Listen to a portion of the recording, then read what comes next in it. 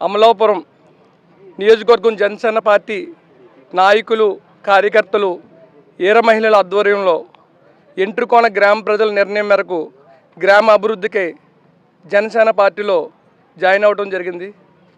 ఆంధ్రప్రదేశ్ రాష్ట్ర ఉప ముఖ్యమంత్రి వర్యులు పంచాయతీరాజ్ శాఖ మంత్రి వర్యులు శ్రీ కొణిదెల పవన్ కళ్యాణ్ గారు గ్రామాలే పట్టుకొమ్మలని, గ్రామాలు అభివృద్ధి చెందితే రాష్ట్రాలు అభివృద్ధి చెందితే దేశం అభివృద్ధి చెందుతుందని గాంధీజీ కలల కన్నా గ్రామ స్వరాజ్యం వైపు పవన్ కళ్యాణ్ గారు అడుగులు వేస్తున్నారు.